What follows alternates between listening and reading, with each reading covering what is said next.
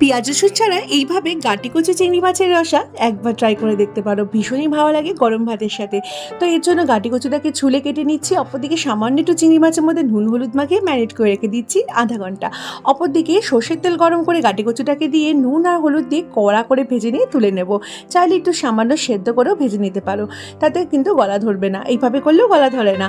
তারপরে চিংড়ি মাছটাকে সেই তেলে ভেজে নিয়ে তুলে নিচ্ছি, তারপর সামান্য একটু হিং, একটু জিরে আর একটু আদা ফোড়ন দিয়ে দিচ্ছি। তারপরে এর মধ্যে টমেটো আর লঙ্কা কুচি দিয়ে একটু নেড়ে চেড়ে বেসিক গুঁড়ো মশলা, জিরে গুঁড়ো, ধনে গুঁড়ো, লঙ্কার গুঁড়ো, হলুদ, স্বাদ অনুযায়ী নুন আর একটু কাশ্মীরি লঙ্কা গুঁড়ো দিয়ে একটু সামান্য জল দিয়ে কষিয়ে নিয়েছি। মশলা কষে গেলে তেল ছেড়ে দিলে এর মধ্যে এই ভেজে রাখা গাঁটি কচু আর চিংড়ি মাছটাকে দিয়ে ভালো করে আরেকটু কষিয়ে নেব। তারপরে ঝোলের জন্য হালকা গরম জল দিয়ে দেবো, যতখানি ঝোল খাবে। তারপরে একটু গরম মশলা গুঁড়ো, চিনি আর ঘি দিয়ে এটাকে নেড়ে চেড়ে ওই 1 মিনিট থেকে 2 মিনিটের মতো টানিয়ে নিলেই রেডি। রেসিপিটি গরম ভাতে কেমন লাগলো তোমরা একবার করে অবশ্যই জানিও, আর ভালো লাগলে শেয়ার করে দিও।